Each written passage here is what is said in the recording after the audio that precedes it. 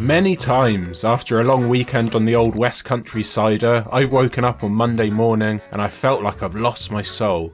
However, back in 1907, one doctor claimed he'd actually proved the human soul does exist and it can be lost on a Monday morning.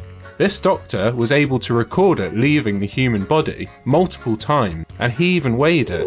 Its weight, exactly 21 grams. Welcome to Mysteries Retold. Let me take you back to 1907.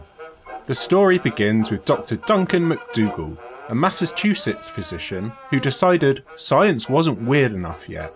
He believed that if the soul was real, it must be a physical thing, something that literally leaves the body at death to continue its journey onwards. And if it does leave the body should get lighter. So MacDougall, who's already sounding like a sketchy bastard, built himself a custom deathbed scale. It was a big metal platform that could weigh a person down to the gram. His plan was simple: to sit there as people died, watching them, and see if the scales moved.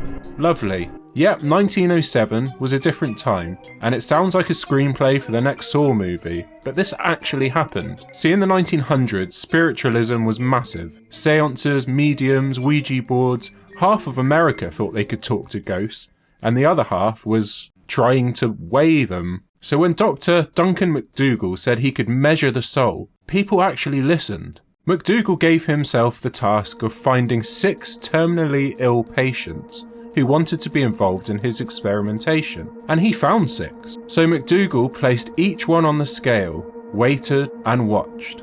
Picture it, a steel-framed bed balanced on a giant scale with MacDougall peering down at you. Fuck that. He sat there and took notes as the patient's breathing slowed. He had a stopwatch in hand and a pencil in the other. When the first patient passed away, he claimed the needle suddenly dipped and the body instantly became 21 grams lighter. To MacDougall, that was it. Proof. He repeated the test on 5 more people, and the results were all over the place. But he did observe weight loss in all of them. So what did he do with this data? What any amateur would, I guess. Average the results. And once he averaged his set of 6 results, what was he left with?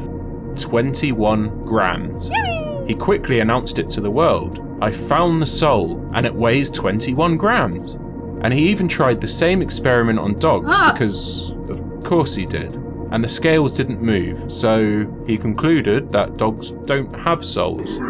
When he first published these results, the newspapers went wild. Headlines shouted, "Doctor proves the soul has weight." The churches loved it. Finally, proof the soul exists. Scientists hated it, and they were right to. They pointed out that 6 people isn't even really a sample, let alone a big sample. The deathbed scales are sketchy as hell, and bodies naturally lose moisture and air at death. You do expect a weight loss. In other words, he probably didn't find the soul, it's just basic biology. MacDougall tried, but he never convinced the scientific world. But he did convince pop culture. And this story around the soul weighing 21 grams still exists today.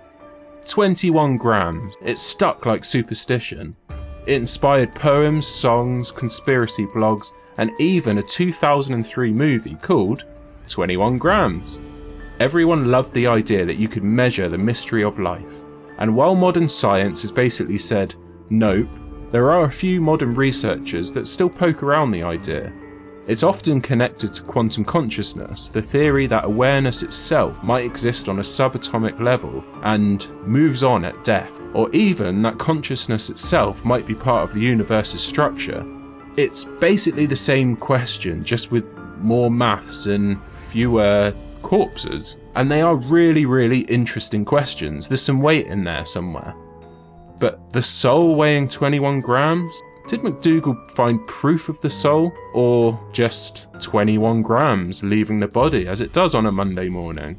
See, I don't think the soul weighs 21 grams, and I'm not really sure it's measurable at all. But I'm not saying it doesn't exist. The idea in this story sticks because it feels right, like something should leave the body when we go. And maybe that's why we like it. It makes the daunting end sound a bit less final, like there is something else. And after all, if there really is 21 grams of something to lose when you die, well, that's 21 grams I wouldn't mind getting caught with. Thank you for watching 5-ish minute mysteries from Mysteries Retold.